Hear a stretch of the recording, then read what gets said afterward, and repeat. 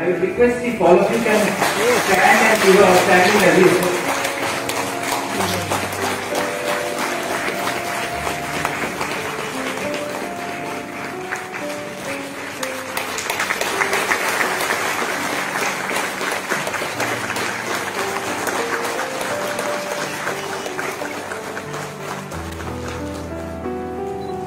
কিছু কিছু কথা হবে, বক্তব্য রাখা হবে, কিন্তু মূলত আমি যে পিএইচডি পেয়েছি, তারপরে ডিলিট পেয়েছি, সেই বিষয়টা পিএইচডিটা অনেক আগেই পেয়ে গেছি। তারপরে আমরা একটা আলোচনা সভা করেছিলাম, doctor of philosophy on Gandhian model of democracy and its relevance today from Mysore University 2015 completed 2019 January.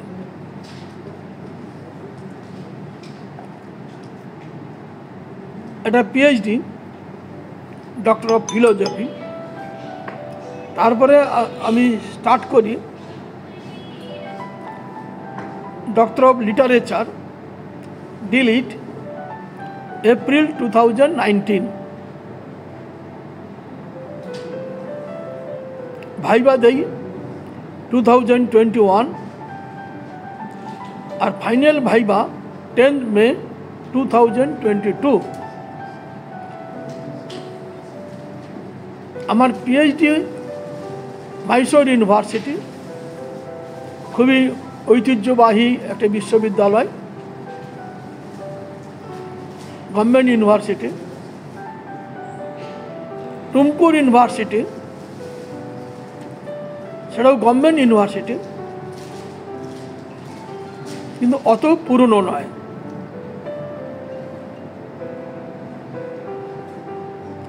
সুতরাং রাজনীতি থেকে আমার কিছুটা হলেও এই সময় বিরতি হয়েছে। আমি লোকসভার প্রার্থী হিসাবে 2009 আমি হেরে গেলাম, আর 2014 সাল থেকে আমি যে পার্টি করতাম, সেই পার্টির সঙ্গে আমার যোগসূত্র ঘুচে গেল। তারপরে তমালিকার মৃত্যু হলো 2016 সালে 29শে মে। সব মিলে আমার জীবনের একটা ভয়ানক কষ্টদায়ক। সুতরাং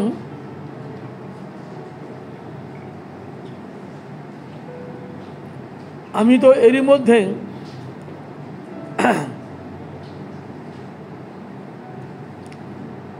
করোনায় আক্রান্ত হয়েছি।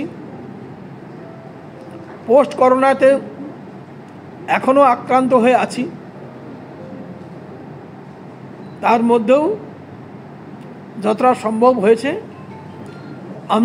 আমি দেশের জন্য, জনগণের জন্য তা করেছি। Gandhian model of democracy and its relevance to today's India, এটা ইউনিভার্সিটির অনুমতি নিয়ে, মাইসোর ইউনিভার্সিটির অনুমতি নিয়ে বই আকারে ছাপানো হয়েছে, কিন্তু অর্থের অভাবে বইটা সংখ্যাটা অনেক কম। আর টুমকুর ইউনিভার্সিটি থেকে ডিলিট পেলেও সেই বইটা এখনও ছাপানো হয়নি। বই ছাপাতে হলে ইউনিভার্সিটির অনুমতি লাগে। Gautam Buddha as an exponent of egalitarian society. Egalitarian society মানে হলো সমতাবাদী সমাজ, সাম্যবাদী সমাজ। তার তিনি প্রবক্তা ছিলেন, এক্সপোনেন্ট ছিলেন। এই বইটা ছাপানো হবে। ছাপাতে গেলে আবার ইউনিভার্সিটির একটা অনুমতি দরকার যে আমি বুক ফরম্যাটে ছাপাবো। গান্ধীজির উপর যে বইটা ছাপানো হয়েছে সংখ্যা কম, কিছু আছে কিন্তু এতজনকে দেওয়া যাবে না। কাউকে দেবো, কাউকে দিতে পারবো না, তা হবে না। আমি আরও ছাপাবো, আমরা ছাপিয়ে আমি যারা আগ্রহী তাদের দেব, কিনতে হবে কিছুটা, 2-4 জনকে বিনা পয়সায় দেব, সবাইকে তো দেওয়া যাবে না। আর গৌতম বুদ্ধের উপর যে আমার গবেষণা, সেটা থিসিস, সেটা টুমকুর ইউনিভার্সিটি থেকে অনুমতি নিয়ে ছাপাবো। আমি খুবই ধন্যবাদ জানাচ্ছি মাইসোর ইউনিভার্সিটিকে আর টুমকুর ইউনিভার্সিটিকে। তারা সাহায্য না করলে আমার এই গবেষণাই থেকে যেত, সফল হতো না।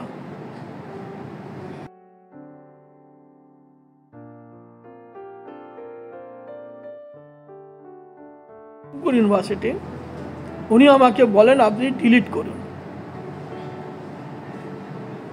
আমি কিছুদিন পরে বলি যে আমি ডিলিট করব গৌতম বুদ্ধের পর। তোমার ঠিক আছে, আপনি তাই করুন। মোটিভেশনটা ঠিক কিভাবে হয়েছে, কার দ্বারা হয়েছে, এভাবে আমার ঠিক মনে নেই।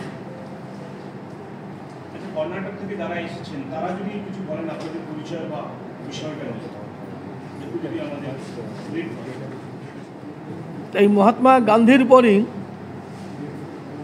আমার পড়াশোনা শুরু করলাম।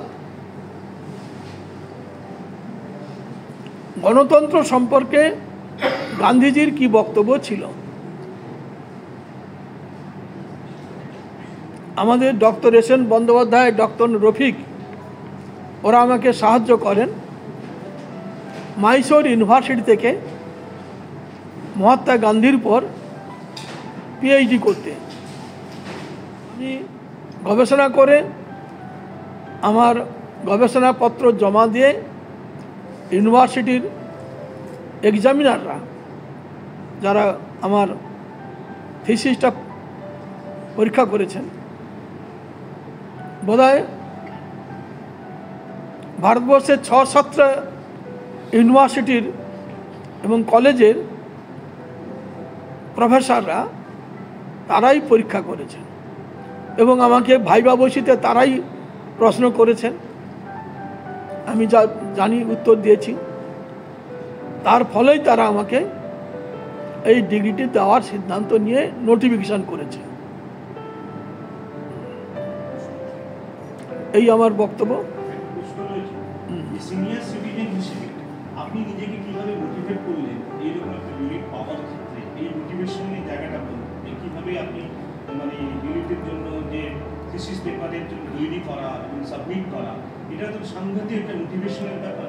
এই করোনার পরেও আপনি এই মোটিভেশনের জায়গাটা কীভাবে পেলেন না? সত্যিকারে বলতে সেটা আমি ঠিক সেই সময় মুহূর্তটা আমার এখন মনে নেই, তবে টুমকুর ইউনিভার্সিটির বর্তমান রেজিস্ট্রার,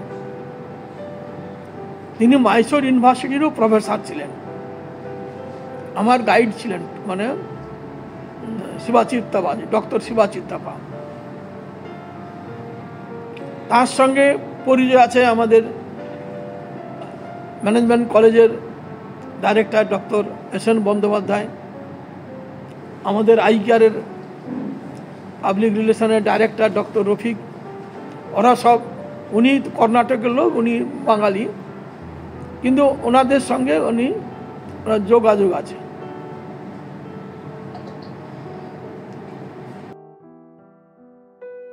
আজকের ভারতবর্ষে কতখানি প্রাসঙ্গিক। 2015 সালে শুরু করি, 2019 সালে জানুয়ারিতে, তখন প্রায় কোভিড আমাদের দরগড়ায়। তারপরে কয়েকজন স্বনুধ্যায়ী তারা বললেন যে আপনি ডিলিটও করে নিন। ডিলিটটা রেয়ার। আমাদের দেশে ভারতবর্ষের সবচেয়ে বড় একটা ডিগ্রি। সাধারণত ডিলিট দেওয়া হয় স্বাধীনতা সংগ্রামী বিশেষ কর্মকাণ্ডের জন্য সে বিখ্যাত তাঁদেরই। কিন্তু পড়াশোনা করে থিসিস জমা দিয়ে ডিলিট পাওয়াটা খুবই কঠিন এবং রেয়ার, বিরল। তখন আমি অনুসন্ধান করলাম কোন বিষয়ে ডিলিট দেব। তখন আমি আমার নিজের মধ্যেই একটা ধারণা তৈরি হলো যে গৌতম বুদ্ধ তিনি হচ্ছেন প্রকৃত অর্থে সাম্যবাদী সমাজের প্রবক্তা। Equality, liberty, justice. তাই গৌতম বুদ্ধের পর আমি পড়াশোনা শুরু করলাম। টুমকুর ইউনিভার্সিটির কর্মকর্তারা এখানে এসছেন। ওই ইউনিভার্সিটিতে, ওটাও কর্ণাটকে, আমার নাম রেজিস্ট্রেশন করি।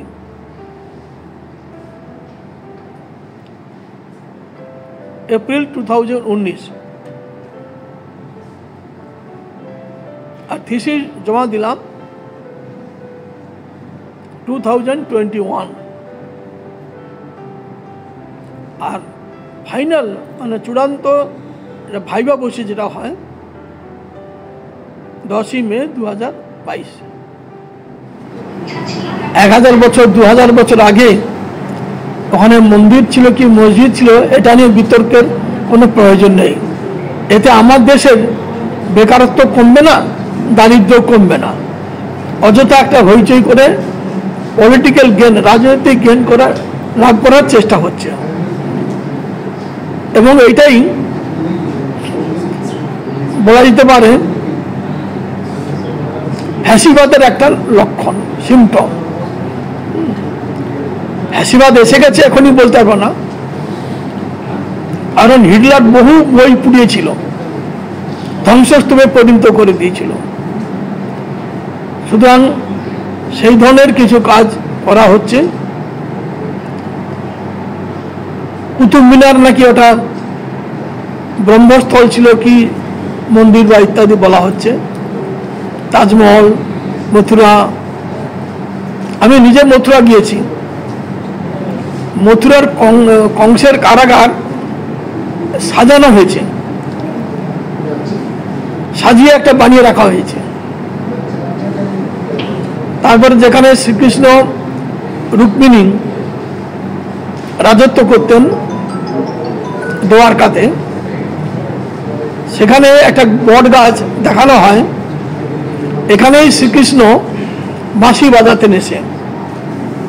এইভাবে একটা কল্পনাকে বাস্তবায়িত করার একটা চেষ্টা হচ্ছে।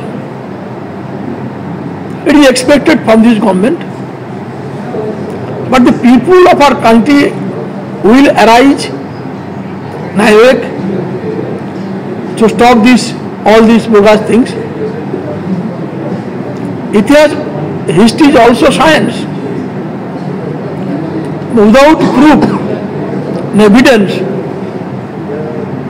nobody can write any history. You have to provide the proof, evidence, etc. That is why there is a difference between Ramayana, Mahabharata and the history. The রামায়ণের যে ঘটনা বলি বা মহাভারতের যে ঘটনা বলি তার কোনো প্রমাণ নেই, তথ্যাদি নেই। তবে হিন্দুরা তারা মনে করে এটা তাদের কাছে ধর্মগ্রন্থ, লেট দেম ডু, তাদের করুক। কিন্তু it should not be made a book of general people. বলা হচ্ছে যে রাম সেতু, সেটা হচ্ছে রাম একজন সিভিল ইঞ্জিনিয়ার ছিলেন। এইসব ম্যাডনেস এর কোনো মানে নেই। দেশ থেকে বিদেশ, জেলা থেকে ব্লক, রাজনীতি, খেলা, বিনোদন সমস্ত খবরে টাটকা আপডেট পেতে সাবস্ক্রাইব করুন আমাদের চ্যানেল হলদিয়া লাইভ।